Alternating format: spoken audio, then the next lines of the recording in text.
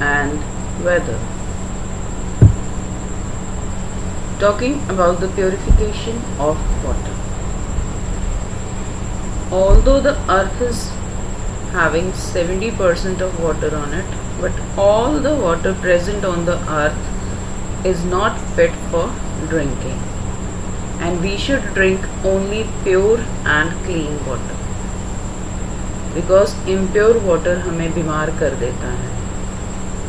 जो water taps में से आता है that can be dirty and impure, और क्योंकि ये वाटर ड्रिंकिंग और कुकिंग पर्पसेस के लिए यूज़ किया जाता है, so it should be purified.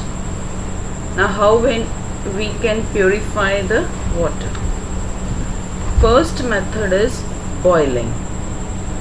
It is the simplest way to purify water. सबसे आसान तरीका है. वाटर को 10 to 15 minutes बॉयल कीजिए, because it kills the germs present in it. और फिर बॉइलिंग के बाद जो वाटर है उसे साफ बर्तन में ढक्कन लगाकर या बॉटल्स में बंद करके स्टोर कर लीजिए. Next is sedimentation. Sedimentation is the process of settling down of insoluble impurities. जो इनसॉल्युबल इम्प्योरिटीज होती हैं, पानी में जो नहीं घुलती, वो थोड़ी देर बाद सेटल डाउन हो जाती हैं at the bottom. So this process of settling down of insoluble impurities is known as sedimentation. बारिश के बाद आपने देखा होगा कि जो नहर का पानी है वो गंदा हो जाता है, because it is having insoluble impurities in the form of mud in it. जो पहाड़ों से मिट्टी इसमें आ जाती है घुल के, वो इसमें सस्पेंडेड रहती है, और थोड़े दिनों के बाद you see the water becomes clear, because those suspended particles of the mud settle down. वो मिट्टी नीचे बैठ जाती है and the water becomes clear. ये जो प्रोसेस है that is known as sedimentation. Next process is decantation. Decantation वो प्रोसेस है जिसमें हम जिस बर्तन में सेडिमेंटेशन की है, जिसमें इम्प्योरिटीज़ नीचे सेटल डाउन हो गई हैं, उन इम्प्योरिटीज़ को बिना डिस्टर्ब किए ऊपर वाली जो वाटर की लेयर है उसे हम दूसरे बर्तन में निकाल देते हैं. So this is known as decantation. नितारना, किसी चीज़ को ऊपर से दूसरे बर्तन में जमा कर लेना without disturbing the sediment formed below. Next process is filtration. ये जो प्रोसेस है बेटर है देन डिकेंटेशन. इस प्रोसेस में वी यूज़ फिल्टर पेपर.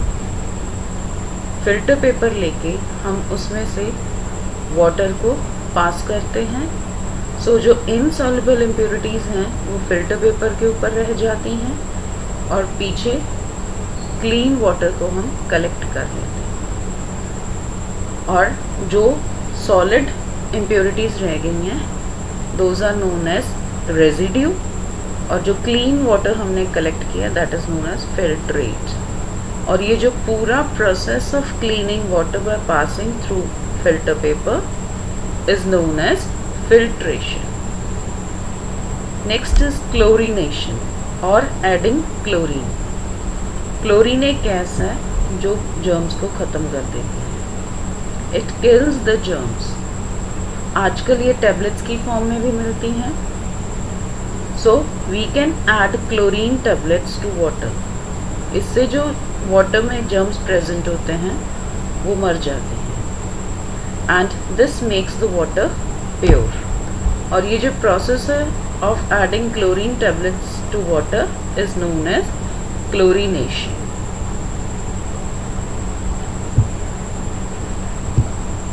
अब जो हमारे पास वाटर क्लीन होके आ गया, so how should we take care of it? Or tips to handle water. First, water is very precious, so do not waste water. पानी को waste मत कीजिए। जो क्लीन वाटर है उसे क्लीन प्लेस पे, क्लीन पॉट में स्टोर करके रखिए, साफ़ सुथरी जगह पर, साफ बर्तन में अच्छी तरह से ढक कर। So keep it covered.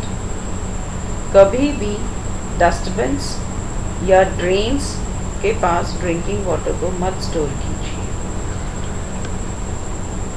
जो स्टोरेज पॉट्स जिसमें हमने पानी को स्टोर करना है, जो बर्तन हैं, सो उन्हें, और जिन बड़े बड़े जो हमारे घर में टैंक्स लगे होते हैं, सो उनको हमें रेगुलरली साफ करते रहना चाहिए। आइदर बॉयल और ऐड क्लोरीन टैबलेट्स, ताकि अगर कोई भी जर्म्स प्रेजेंट हैं ड्रिंकिंग वाटर में वो मर जाएं। Now uses of water, all of you know the how we use water. The first is drinking, जब भी हमें प्यास लगती है we drink water. Next is washing, washing clothes, washing utensils, bathing, नहाने के लिए, cleaning, then we water the plants, we irrigate the crops, recreational activities, water parks में जाते हैं, हम बोटिंग करते हैं, so water is used for recreational activities also. Then for extinguishing fire, जब कभी आग लग जाती है तो हमने देखा है कि फायर ब्रिगेड की गाड़ी जाती है और आग के ऊपर पानी डालती है, because water lowers the temperature, जिसकी वजह से जो आग है वो बुझ जाती है। Now talking about the weather. Weather क्या है? It is the condition of atmosphere at a given place and time. किसी समय पर किसी जगह का एटमॉस्फेयर कैसा है, that is known as weather. सुबह धूप हो सकती है, दोपहर तक आते आते बादल हो गए, फिर बारिश हो गई, और शाम को कई बार ऐसा होता है कि धूप दोबारा निकल आती है। So in a day we have seen different types of atmosphere, so this is known as weather. So condition of atmosphere at a given place and time. जो heat of the sun है, इसकी वजह से wind blow करती है, and water also changes its state. Liquid से water vapors बन जाते हैं. So these changes in state of air and water causes change in weather. Talking about the role of the sun. जो sun है वो क्या रोल प्ले करता है? It plays a major role in causing changes in weather. As you all know,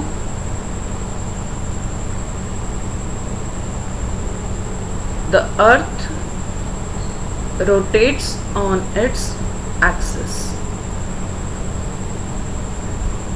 and this movement is known as rotation, जिसकी वजह से day and night बनते हैं.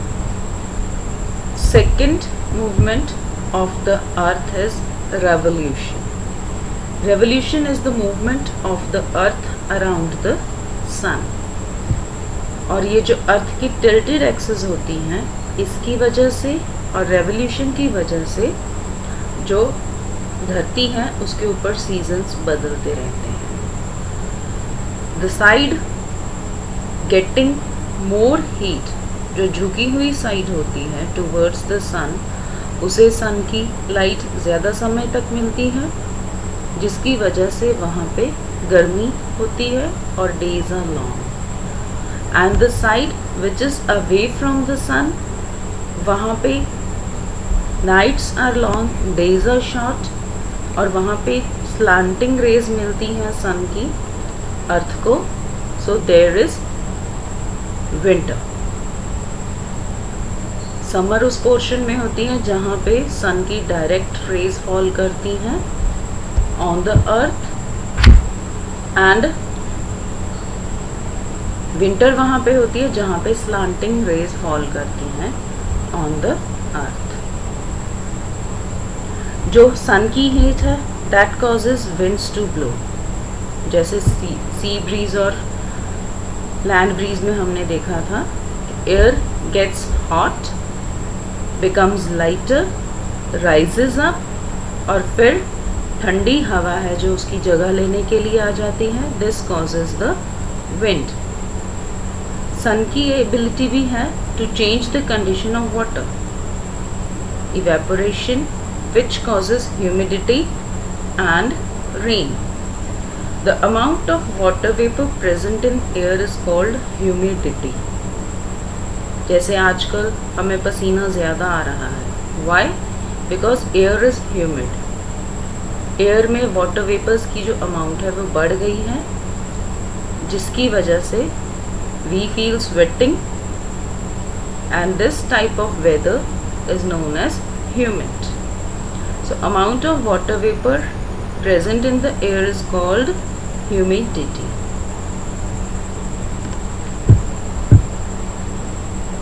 Now when heat of the sun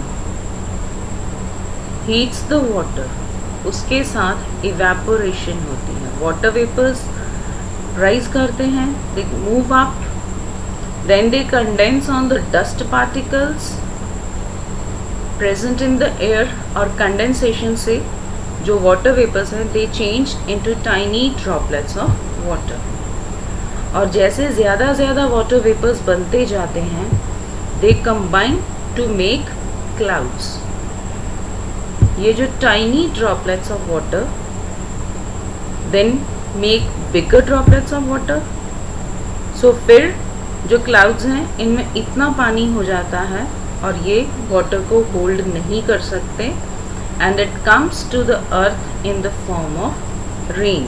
और जहाँ पे ज़्यादा सर्दी होती है वहाँ पे जो वाटर वेपर्स हैं वो जम जाते हैं and they come to the earth in the form of snow. That's all, thank you, save water, save life.